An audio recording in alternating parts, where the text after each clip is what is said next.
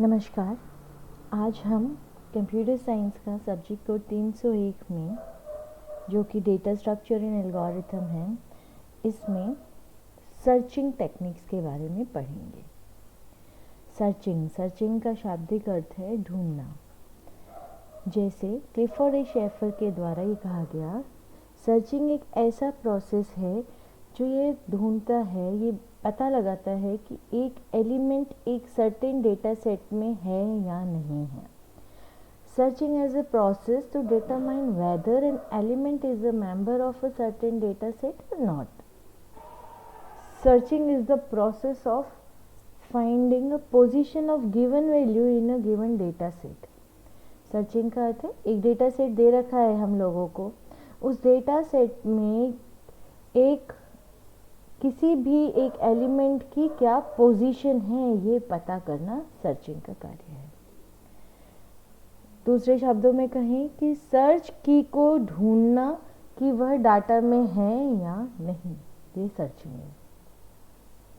अब computer science में searching का बहुत महत्व है क्योंकि हमें बहुत सारी चीज़ें ढूंढनी होती हैं और कंप्यूटर साइंस में चीज़ें बहुत क्योंकि हम अलग अलग एल्गोरिथम्स के द्वारा ढूंढते हैं ताकि उसकी स्पीड फास्ट हो सके।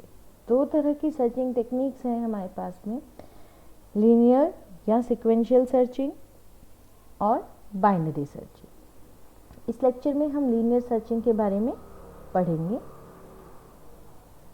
लीनियर सर्चिंग का क्या अर्थ है? लीनियर या सीक्वेंशियल सर्च का मतलब है कि जो भी डाटा आपको दिया गया है, शुरू से लेकर के उस डाटा को 1 बाय 1 करके देखते चले जाएं कि जो चीज़ हमें ढूंढनी है वो इसमें है या नहीं। A linear search scans one item at a time without jumping to any item. Linear search में क्या होता है, जो भी हमारा लिस्ट है उसमें एक item at a time scan करेगा, देखेगा कि वो हमारा सर्चिंग की या सर्चिंग एलिमेंट है या नहीं। किसी तरह की कोई जंपिंग इसमें नहीं की जा सकती। इसकी वर्स्ट केस कॉम्प्लेक्सिटी होती है ON, इसलिए इसको कई बार ON सर्च भी कहा जाता है। टाइम जिस तरह से हमारा जो डाटा है या जो लिस्ट की साइज है वह बढ़ती रहेगी, तो लीनियर सर्च में हम जिस एलिमेंट को ढूंढ रहे हैं उसे ढूंढने का टाइम भी बढ़ता रहेगा। एक एग्जाम्पल के जरिए जानते हैं। एक नॉर्मल एक फोटोग्राफ डाली हुई है मैंने, इसमें आप देखिए ABCD लिखा हुआ है till X, ठीक है। टोटल 23 एलिमेंट्स हैं इसमें, यानी ये हमारा डाटा हो गया A से लेकर के X तक जिसकी साइज है 23। अब अगर इसमें मुझको J को ढूंढना है तो ढूंढने का तरीका क्या होगा? हमेशा ये शुरुआत से ढूंढता है, यानी सबसे पहले ये क्या करेगा, देखेगा कि सबसे पहला जो डेटा एलिमेंट है उसकी वैल्यू कितनी है, A है, उसको कंपेयर करेगा J के साथ में, दोनों बराबर नहीं है तो वो क्या कर देगा, इस काउंटर को आगे बढ़ा देगा, यानी नेक्स्ट एलिमेंट को अब कंपेयर करेगा।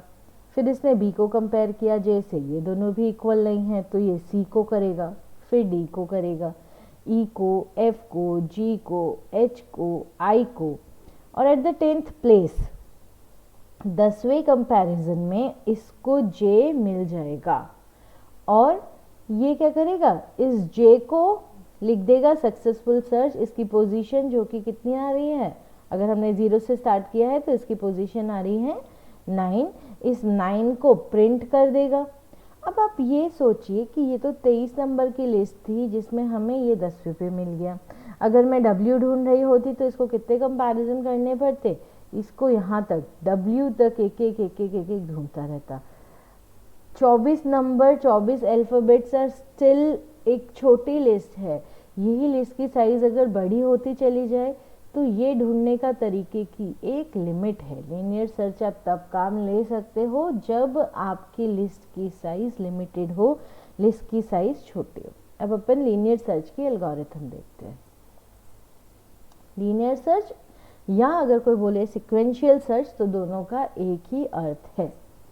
हम यहाँ पे मान लेते हैं जो लीनियर सर्च है इसमें डेटा एक एरे है, उसकी साइज़ है कैपिटल N। आइटम वो आइटम है जिसको हमको ढूंढना है, और लोकेशन इस आइटम की लोकेशन बताएगी यदि यह आइटम इस डेटा एरे में हमको मिल गया तो। ठीक है, कोई डाउट नहीं होना चाहिए। फिर से देख लीजिए, डेटा एक एरे है जिसमें मुझको आइटम नाम का जो एलिमेंट है उसको सर्च करना है, और लोकेशन उस आइटम की लोकेशन हो जाएगी यदि यह आइटम इस डेटा एरे में अवेलेबल है तब। हमारी जो एल्गोरिथम है वो सबसे पहले क्या करती है, इस लोकेशन को सबसे पहले 0 इनिशियलाइज कर दीजिए आप, सॉरी लोकेशन को 1 इनिशियलाइज कर दीजिए। हम ये जो आइटम ढूंढ रहे हैं, आप 1 पे देखिए क्या करना है, आप 1 बाय 1 चलते हैं। पहला स्टेप है हमारी एल्गोरिथम में कि जो आइटम हमको सर्च करना है उस आइटम को इस डेटा एरे में, डेटा में कितने एलिमेंट्स हैं, n एलिमेंट्स हैं, तो n+1 यानी जितने एलिमेंट्स इसमें हैं उसके सबसे आखिर में इस आइटम को जोड़ दीजिए। सबसे पहले क्या करना है, insert item at the end of the data. कैसे करेंगे, सेट एरे का नाम डेटा, और किस लोकेशन पर हमको आइटम डालना है, n+1 पर हम क्या डाल देंगे, आइटम को डाल देंगे। मतलब अब आइटम हमारा कहाँ पे एग्जिस्ट कर रहा है, डेटा n+1 पे। काउंटर को इनिशियलाइज करेंगे, लोकेशन को इनिशियलाइज करेंगे 1 से, सेट करेंगे लोकेशन को 1 से। इसमें हम जो भी डेटा है वो किससे स्टार्ट कर रहे हैं, 1 से। ठीक है, अब इस एरे की हम इस लोकेशन की वैल्यू कितनी सेट कर दी है हमने, 1। अब हम इस आइटम को इस एरे में ढूंढना शुरू करेंगे। Repeat while data of location is not equals to item, यानी डेटा, और अभी इस कंडीशन में लोकेशन की वैल्यू क्या है, डेटा ऑफ 1 किसके बराबर नहीं है, आइटम के बराबर नहीं है, तब तक मुझे क्या करते रहना है, लोकेशन को बढ़ाते चले जाना है। तो लोकेशन पहले 1 होगी, फिर 2 होगी, 3 होगी, 4, हर बार किससे कंपेयर करते रहेंगे, जो आइटम हम सर्च करना चाहते हैं उससे।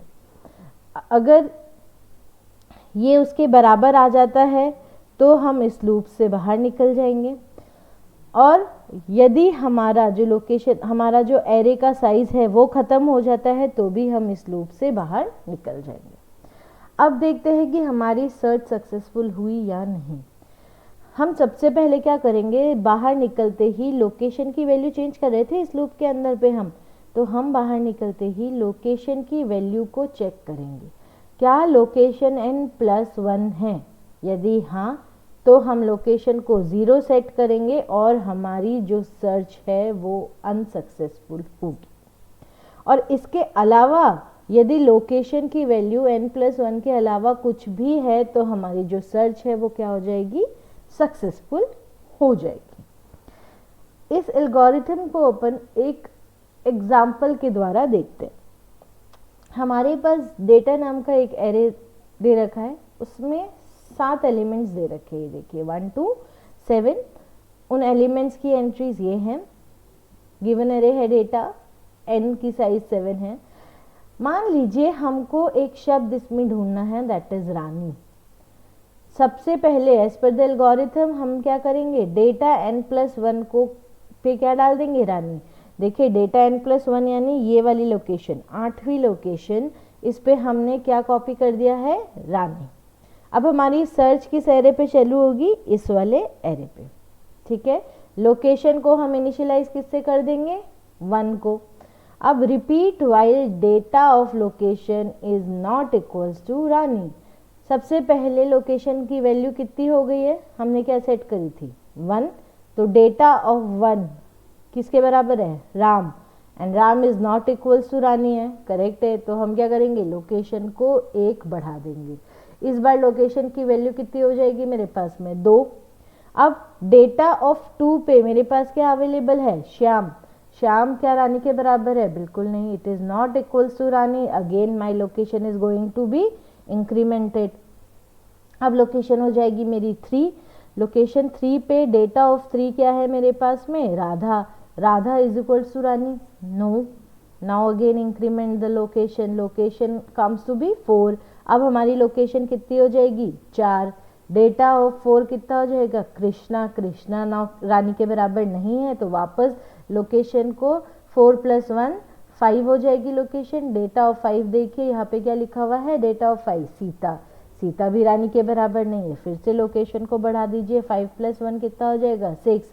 डेटा ऑफ 6 कितना है, क्या है मेरे पास में, डेटा ऑफ 6 है लक्ष्मण। तो क्या लक्ष्मण और रानी बराबर है, नहीं।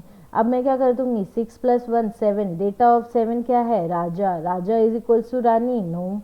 वापस लोकेशन बढ़ जाएगी। अब इस टाइम मेरी लोकेशन क्या हो जाएगी 7 + 1 8। Data of 8 is equals to Rani, yes.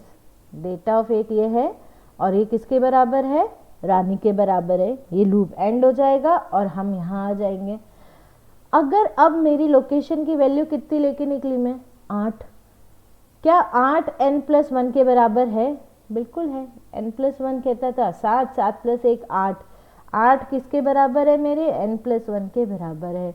तो लोकेशन को किससे सेट कर दो 0 और मेरी जो सर्च है उसमें आप क्या लिख देंगे अनसक्सेसफुल सर्च।